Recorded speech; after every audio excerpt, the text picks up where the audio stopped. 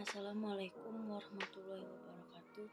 Perkenalkan, nama saya Alia Tunisa Amanda, NIM 4420213, Prodi Aquakultur Universitas Muhammadiyah Palembang. Di sini saya akan menjelaskan tentang pentingnya seksualitas ikan terhadap proses budidaya. Apa yang dimaksud dengan seksualitas ikan?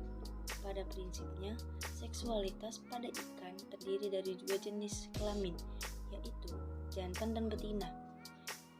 Ikan jantan adalah ikan yang mempunyai organ penghasil sperma, sedangkan ikan betina adalah ikan yang mempunyai organ penghasil telur.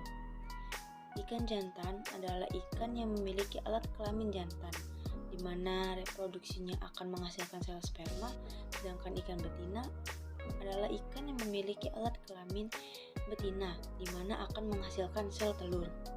Pentingnya mengetahui seksualitas ikan. Pengetahuan mengenai perbedaan jenis kelamin dalam budidaya ikan sangat penting dalam penentuan induk jantan dan betina yang akan digunakan dalam proses pemijahan pada kegiatan pembenihan ikan. Pada umumnya, suatu spesies ikan terdiri dari dua jenis kelamin, betina dan jantan.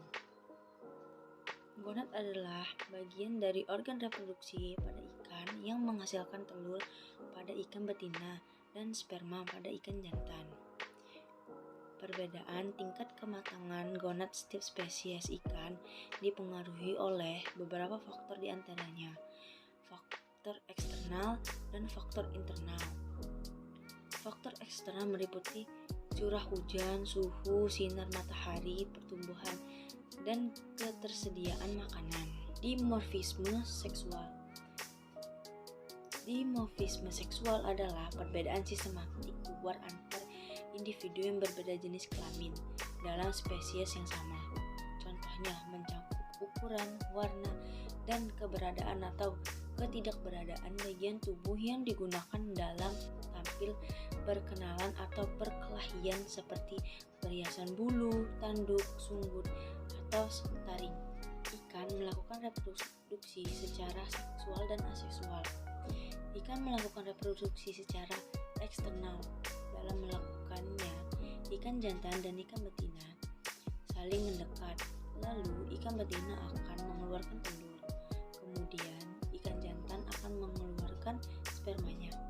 Sperma dan telur akan bercampur di dalam air, atau yang disebut dengan oviparus. Pengetahuan mengenai perbedaan jenis kelamin dalam budidaya ikan sangat penting dalam penentuan induk jantan dan betina yang akan digunakan dalam proses pemijahan kegiatan pembenihan ikan.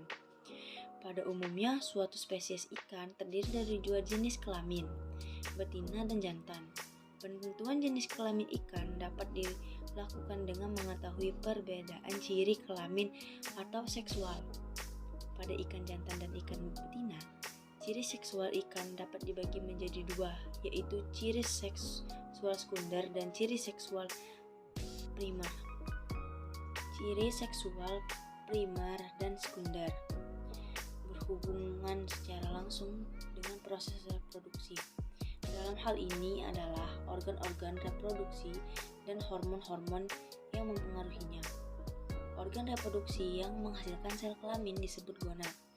Gonad ikan meliputi ovarium dan pembuluhannya atau ovidum pada betina, serta testis dan pembuluhannya atau sperduk pada jantan. Sebagian kecil spesies ikan tidak memiliki ovidum yang sempurna, contohnya pada ikan-ikan salmonid, sehingga telur mengumpul bebas di dalam rongga perut sebelum dikeluarkan melalui lubang genital.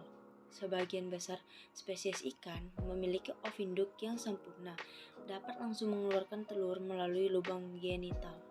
Ciri seksual sekunder adalah ciri kelamin yang dapat ditandai dengan melihat ciri-ciri fisik untuk membedakan ikan jantan dan betina. Namun, tidak semua jenis ikan bisa dibedakan jenis kelaminnya hanya dengan melihat ciri-ciri fisiknya.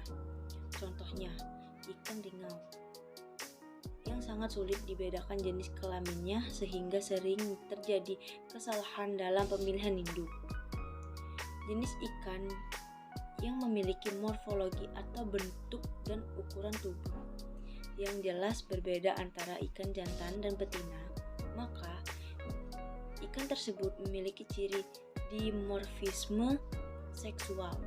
Sedangkan jenis ikan yang memiliki perbedaan warna yang jelas antara ikan jantan dan betina, maka ikan tersebut memiliki ciri dikromatisme seksual. Suatu jenis ikan dapat memiliki dua ciri tersebut, atau hanya salah satunya saja, atau bahkan tidak kedua-duanya. Pengertian fertilisasi. Fertilisasi merupakan proses penyatuan antara sel telur dengan sel spermatozoa untuk membentuk zigot. Fertilisasi dapat dibagi menjadi dua, yaitu fertilisasi internal dan eksternal. Fertilisasi yang umumnya terjadi pada ikan merupakan jenis fertilisasi eksternal, dikarenakan terjadi di luar tubuh induk. Fertilisasi eksternal, pembuahan dengan sel telur dan sel sperma bertemu di luar tubuh betina, seperti di dalam air, terjadi pada reptil, ikan, dan amfibi. Seksualitas merupakan ciri yang membedakan antara jantan dan betina. Begitu pula seksualitas yang terjadi pada ikan terdiri dari dua jenis kelamin, yaitu jantan dan betina, di mana dikatakan ikan jantan adalah ikan yang mempunyai organ penghasil sperma, sedangkan ikan betina adalah ikan yang mempunyai organ penghasil telur. Seksualitas pada ikan berdasarkan populasinya dibagi menjadi dua, yaitu heteroseksual dan monoseksual. Heteroseksual merupakan populasi ikan di mana dalam satu populasi tersebut memiliki seksualitas yang berbeda-beda, sedangkan monoseksual merupakan populasi ikan di mana populasi tersebut memiliki seksualitas yang sama. Sekian penjelasan dari saya. Apabila ada salah kata, saya mohon maaf. Kepada Allah saya mohon ampun. Wabillahi taufiq wal hidayah. Wassalamualaikum warahmatullahi wabarakatuh.